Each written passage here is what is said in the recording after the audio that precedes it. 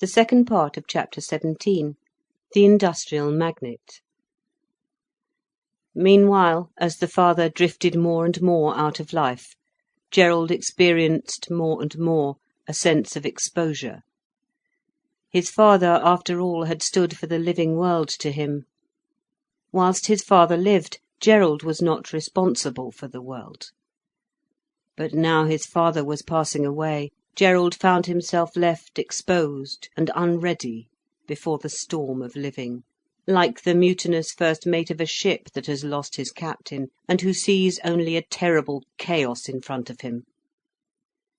He did not inherit an established order and a living idea. The whole unifying idea of mankind seemed to be dying with his father.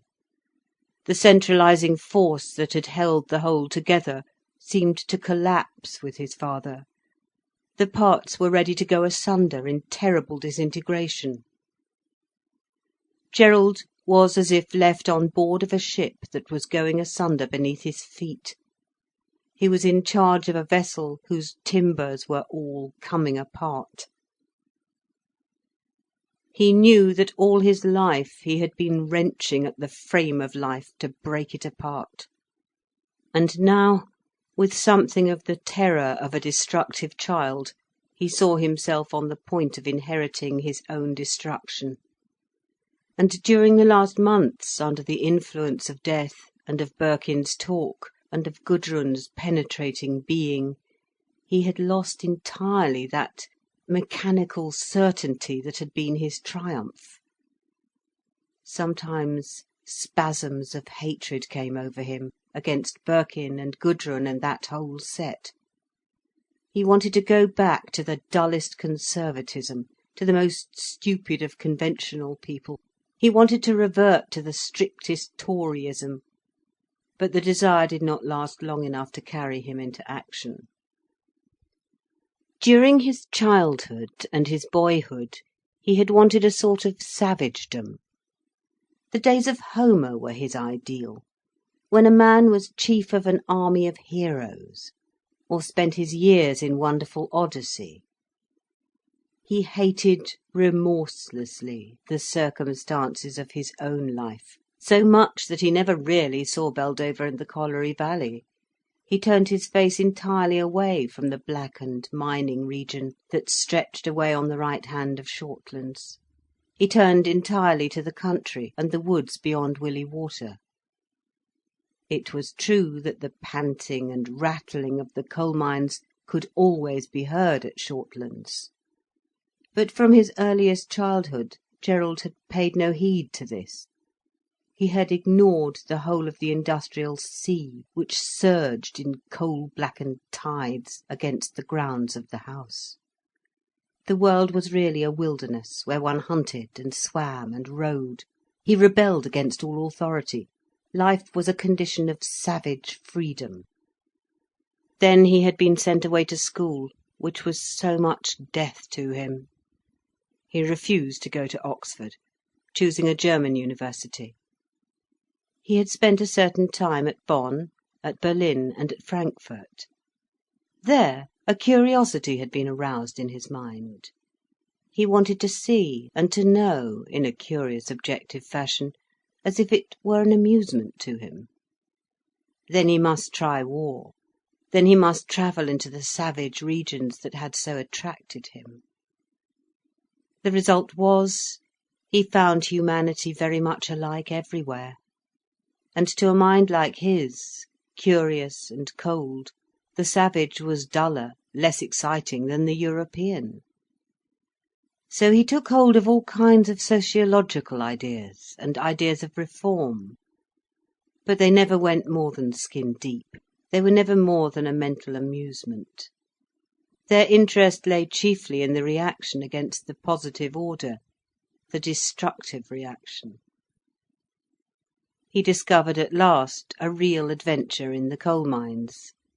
His father asked him to help in the firm. Gerald had been educated in the science of mining, and it had never interested him.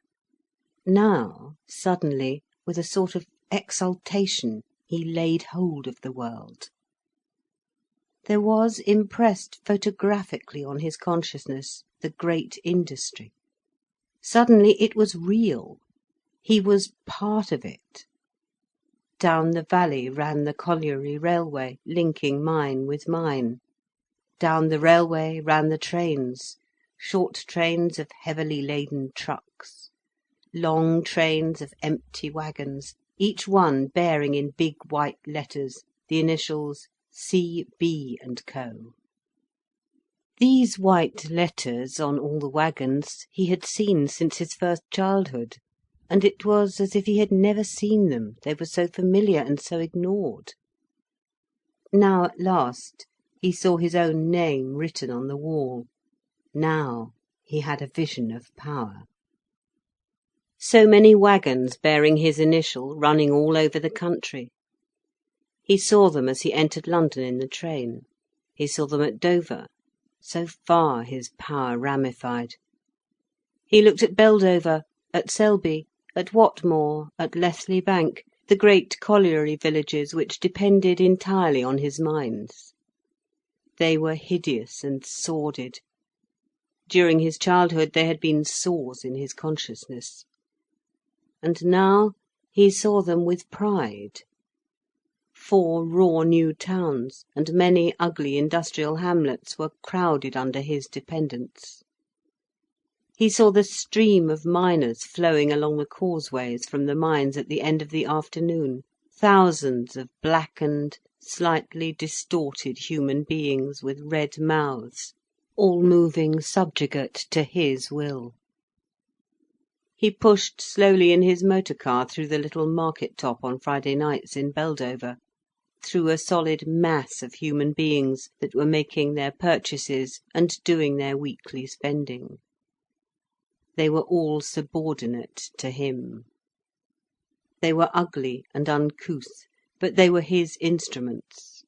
He was the god of the machine. They made way for his motor car automatically, slowly.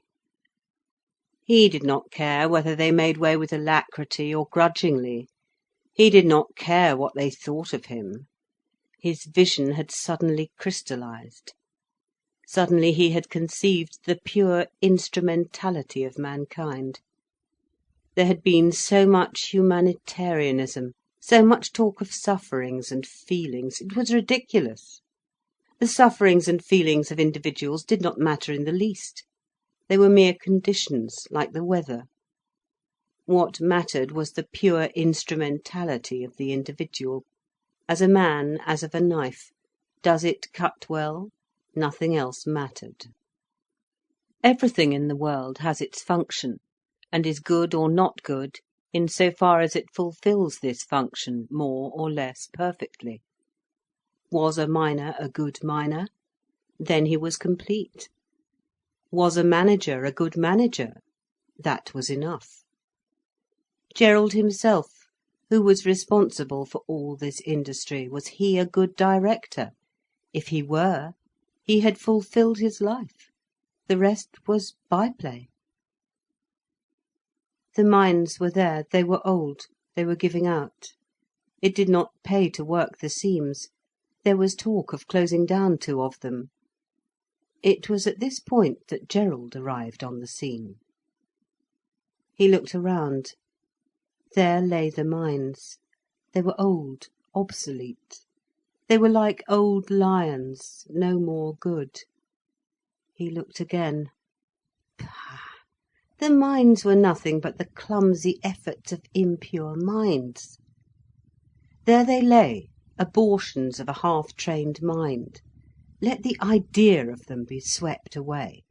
He cleared his brain of them, and thought only of the coal in the under-earth. How much was there? There was plenty of coal. The old workings could not get at it, that was all. Then break the neck of the old workings. The coal lay there in its seams, even though the seams were thin. There it lay, inert matter, as it had always lain since the beginning of time, subject to the will of man. The will of man was the determining factor. Man was the arch-god of earth. His mind was obedient to serve his will. Man's will was the absolute, the only absolute. And it was his will to subjugate matter to his own ends. The subjugation itself was the point. The fight was the be-all. The fruits of victory were mere results. It was not for the sake of money that Gerald took over the mines. He did not care about money fundamentally. He was neither ostentatious nor luxurious.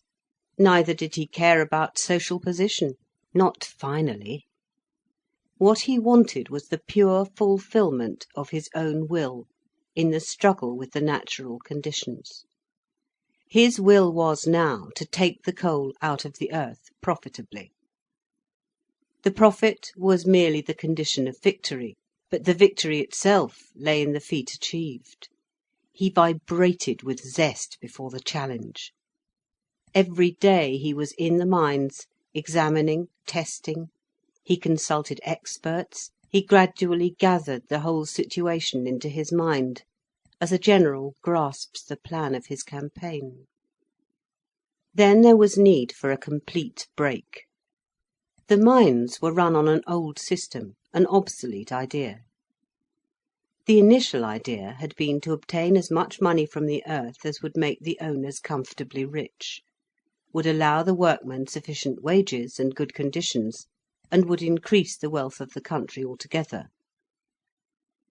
Gerald's father, following in the second generation, having a sufficient fortune, had thought only of the men. The mines for him were primarily great fields to produce bread and plenty for all the hundreds of human beings gathered about them. He had lived and striven with his fellow owners to benefit the men every time, and the men had been benefited in their fashion. There were few poor and few needy. All was plenty, because the mines were good and easy to work. And the miners in those days, finding themselves richer than they might have expected, felt glad and triumphant. They thought themselves well off. They congratulated themselves on their good fortune. They remembered how their fathers had starved and suffered, and they felt that better times had come. They were grateful to those others, the pioneers, the new owners, who had opened out the pits and let forth this stream of plenty. But man is never satisfied, and so the miners, from gratitude to their owners, passed on to murmuring.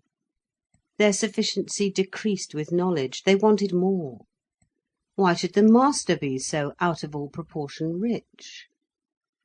There was a crisis when Gerald was a boy, when the Masters' Federation closed down the mines because the men would not accept a reduction.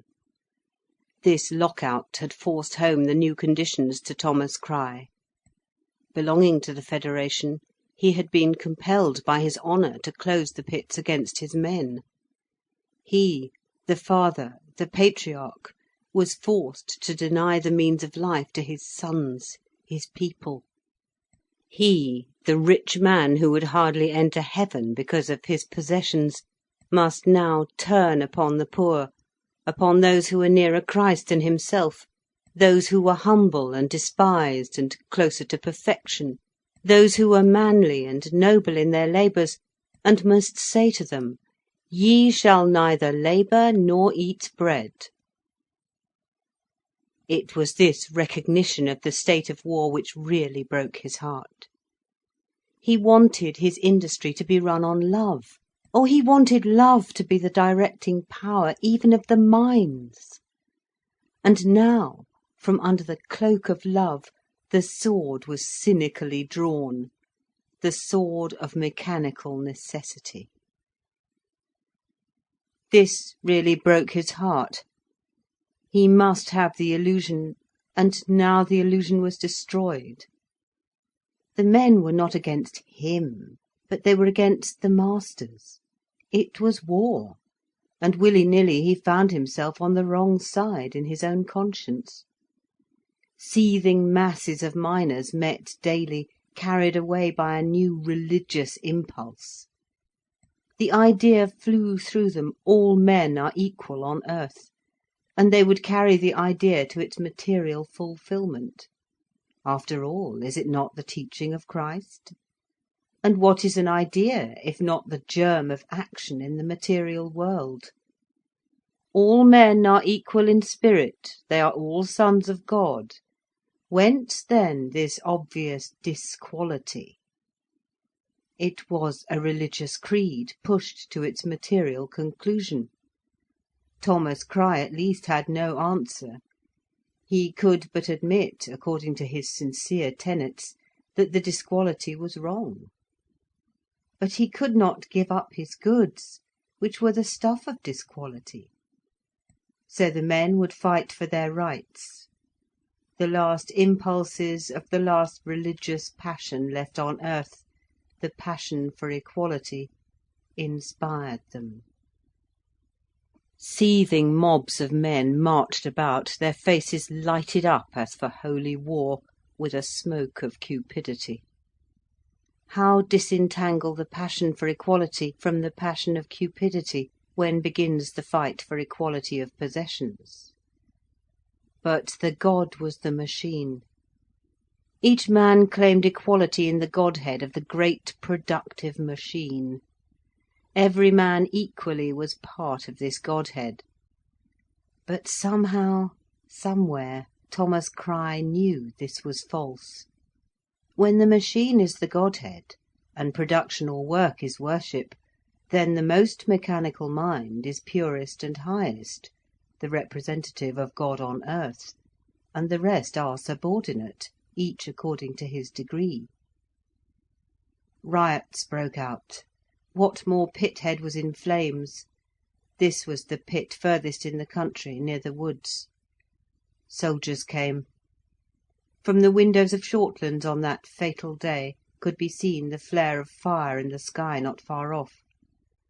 And now the little colliery train, with the workmen's carriages which were used to convey the miners to the distant Whatmore, was crossing the valley full of soldiers, full of redcoats. Then there was the far-off sound of firing. Then the later news that the mob was dispersed. One man was shot dead. The fire was put out.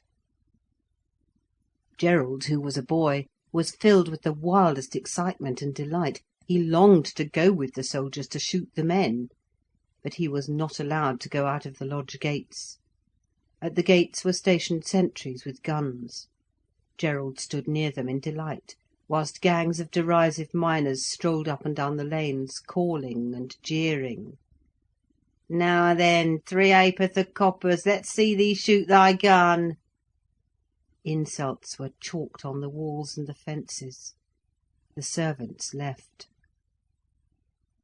And all this while Thomas Crich was breaking his heart, and giving away hundreds of pounds in charity. Everywhere there was free food, a surfeit of free food. Anybody could have bread for asking, and a loaf cost only 3 halfpence.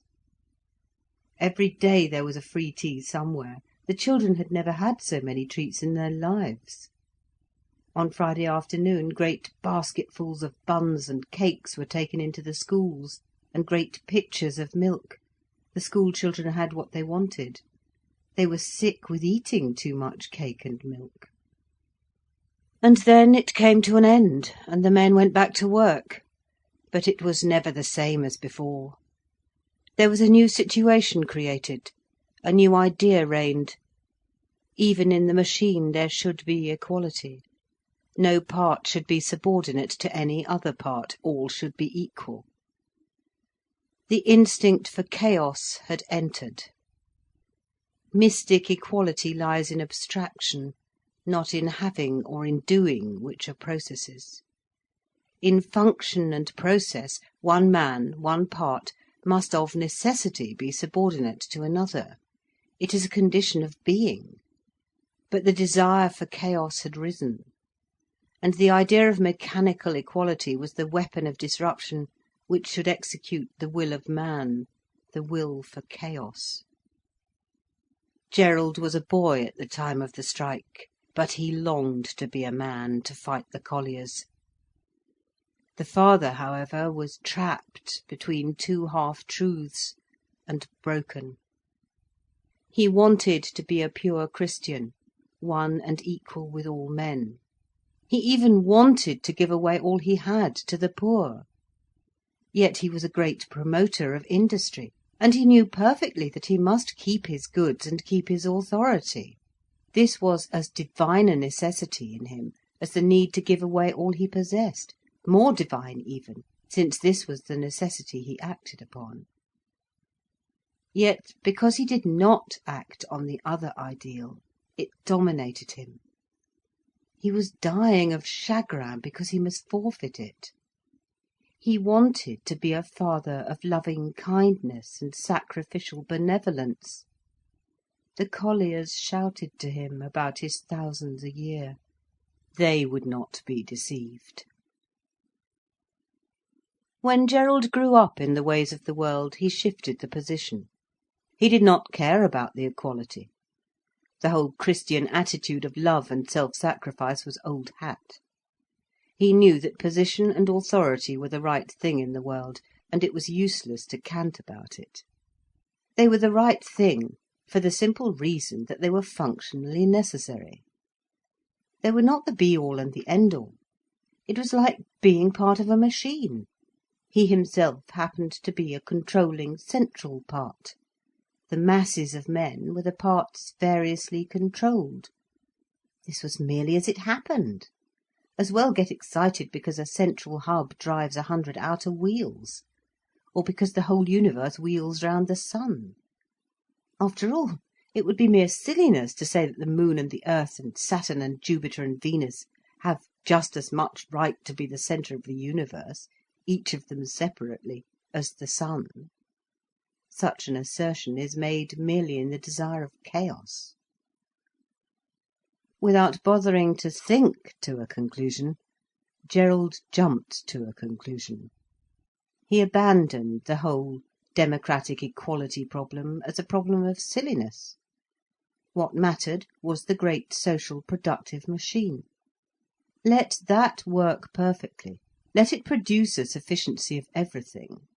Let every man be given a rational portion, greater or less, according to his functional degree or magnitude, and then, provision made, let the devil supervene. Let every man look after his own amusements and appetites, so long as he interfered with nobody.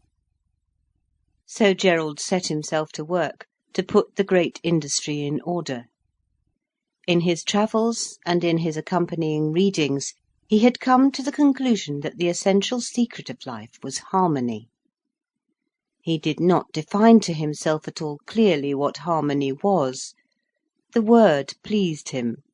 He felt he had come to his own conclusions, and he proceeded to put his philosophy into practice by forcing order into the established world, translating the mystic word harmony into the practical word organisation.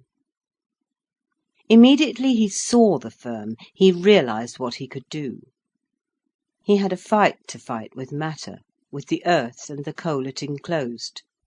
This was the sole idea, to turn upon the inanimate matter of the underground and reduce it to his will. And for this fight with matter one must have perfect instruments in perfect organisation, a mechanism so subtle and harmonious in its workings that it represents the single mind of man, and by its relentless repetition of given movement will accomplish a purpose irresistibly, inhumanly.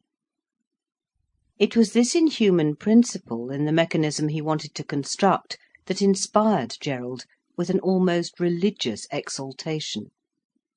He, the man, could interpose a perfect, changeless, godlike medium between himself and the matter he had to subjugate. There were two opposites, his will and the resistant matter of the earth. And between these he could establish the very expression of his will, the incarnation of his power, a great and perfect machine, a system, an activity of pure order, pure mechanical repetition, repetition ad infinitum, hence eternal and infinite. He found his eternal and his infinite in the pure machine principle of perfect coordination into one pure, complex, infinitely repeated motion, like the spinning of a wheel; but a productive spinning, as the revolving of the universe may be called a productive spinning, a productive repetition through eternity to infinity. And this is the God motion, this productive repetition ad infinitum. And Gerald was the god of the machine, Deus ex machina. And the whole productive will of man was the Godhead. He had his life work now, to extend over the earth a great and perfect system in which the will of man ran smooth and unthwarted, timeless, a Godhead in process. He had to begin with the mines. The terms were given. First the resistant matter of the underground, then the instruments of its subjugation, instruments human and metallic, and finally his own pure will, his own mind. It would need a marvellous adjustment of myriad instruments, human, animal, metallic, kinetic, dynamic, a marvellous casting of myriad tiny wholes into one great, perfect entirety. And then, in this case, there was perfection attained. The will of the highest was perfectly fulfilled. The will of mankind was perfectly enacted. For was not mankind mystically contradistinguished against inanimate matter? Was not the history of mankind just the history of the conquest of the one by the other? The miners were overreached. While they were still in the toils of divine equality of man, Gerald had passed on, granted essentially their case, and proceeded in his quality of human being to fulfil the will of mankind as a whole. He merely represented the miners in a higher sense when he perceived that the only way to fulfil perfectly the will of man was to establish the perfect inhuman machine. But he represented them very essentially. They were far behind, out of date, squabbling for their material equality. The desire had already transmuted into this new and greater desire for a perfect intervening mechanism between man and matter, the desire to translate the Godhead into pure mechanism. As soon as Gerald entered the firm, the convulsion of death ran through the old system. He had all his life been tortured by a furious and destructive demon, which possessed him sometimes like an insanity. This temper now entered like a virus into the firm, and there were cruel eruptions. Terrible and inhuman were his examinations into every detail. There was no privacy he would spare, no old sentiment but he would turn it over. The old grey managers, the old grey clerks, the doddering old pensioners, he looked at them and removed them as so much lumber. The whole concern seemed like a hospital of invalid employees. He had no emotional qualms. He arranged what pensions were necessary, he looked for efficient substitutes, and when these were found, he substituted them for the old hands. "I've a pitiful letter here from Letherington," his father would say, in a tone of deprecation and appeal. "Don't you think the poor fellow might keep on a little longer? I always fancied he did rather well." "I've got a man in his place now, father. He'll be happier out of it, believe me. You think his allowance is plenty, don't you?" "It is not the allowance that he wants, poor man.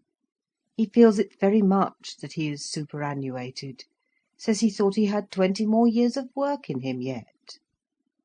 "Not of this kind of work I want. He doesn't understand." The father sighed. He wanted not to know any more. He believed the pits would have to be overhauled if they were to go on working. And after all, it would be worst in the long run for everybody if they must close down. So he could make no answer to the appeals of his old and trusty servants. He could only repeat, Gerald says. So the father drew more and more out of the light. The whole frame of the real life was broken for him. He had been right, according to his lights. And his lights had been those of the great religion. Yet they seemed to have become obsolete, to be superseded in the world. He could not understand. He only withdrew with his lights into an inner room, into the silence. The beautiful candles of belief that would not do to light the world any more, they would still burn sweetly and sufficiently in the inner room of his soul, and in the silence of his retirement. Gerald rushed into the reform of the firm, beginning with the office. It was needful to economise severely, to make possible the great alterations he must introduce. "What are these widows' coals?" he asked. "We have always allowed all widows of men who worked for the firm a load of coals every 3 months." "They must pay cost price henceforward. The firm is not a charity institution, as everybody seems to think." Widows, these stock figures of sentimental humanitarianism, he felt a dislike at the thought of them. They were almost repulsive. Why were they not immolated on the pyre of the husband, like the sati in India? At any rate, let them pay the cost of their coals. In 1,000 ways he cut down the expenditure, in ways so fine as to be hardly noticeable to the men. The miners must pay for the cartage of their coals, heavy cartage too. They must pay for their tools, for the sharpening, for the care of lamps, for the many trifling things that made the bill of charges against every man mount up to 1 shilling or so in the week. It was not grasped very definitely by the miners, though they were sore enough, but it saved hundreds of pounds every week for the firm. Gradually Gerald got hold of everything, and then began the great reform. Expert engineers were introduced in every department. An enormous electric plant was installed, both for lighting and for haulage underground, and for power. The electricity was carried into every mine. New machinery was brought from America, such as the miners had never seen before. Great iron men, as the cutting machines were called, and unusual appliances. The working of the pits was thoroughly changed. All the control was taken out of the hands of the miners. The butty system was abolished. Everything was run on the most accurate and delicate scientific method. Educated and expert men were in control everywhere. The miners were reduced to mere mechanical instruments. They had to work hard, much harder than before. The work was terrible and heart-breaking in its mechanicalness. But they submitted to it all. The joy went out of their lives. The hope seemed to perish as they became more and more mechanised. And yet they accepted the new conditions. They even got a further satisfaction out of them. At first they hated Gerald Crich. They swore to do something to him, to murder him. But as time went on, they accepted everything with some fatal satisfaction. Gerald was their high priest. He represented the religion they really felt. His father was forgotten already. There was a new world, a new order, strict, terrible, inhuman, but satisfying in its very destructiveness. The men were satisfied to belong to the great and wonderful machine, even whilst it destroyed them. It was what they wanted. It was the highest that man had produced, the most wonderful and superhuman. They were exalted by belonging to this great and superhuman system which was beyond feeling or reason, something really godlike. Their hearts died within them, but their souls were satisfied. It was what they wanted. Otherwise Gerald could never have done what he did. He was just ahead of them in giving them what they wanted. This participation in a great and perfect system that subjected life to pure mathematical principles. This was a sort of freedom, the sort they really wanted. It was the first great step in undoing, the first great phase of chaos, the substitution of the mechanical principle for the organic, the destruction of the organic purpose, the organic unity, and the subordination of every organic unit to the great mechanical purpose. It was pure organic disintegration and pure mechanical organisation. This is the first and finest state of chaos. Gerald was satisfied. He knew the colliers said they hated him, but he had long ceased to hate them. When they streamed past him at evening, their heavy boots slurring on the pavement wearily, their shoulders slightly distorted, they took no notice of him, they gave him no greeting whatever. They passed in a grey-black stream of unemotional acceptance. They were not important to him save as instruments, nor he to them, save as a supreme instrument of control. As miners they had their being, he had his being as director. He admired their qualities, but as men, personalities, they were just accidents, sporadic little unimportant phenomena. And tacitly the men agreed to this, for Gerald agreed to it in himself. He had succeeded. He had converted the industry into a new and terrible purity. There was a greater output of coal than ever. The wonderful and delicate system ran almost perfectly. He had a set of really clever engineers, both mining and electrical, and they did not cost much. A highly educated man cost very little more than a workman.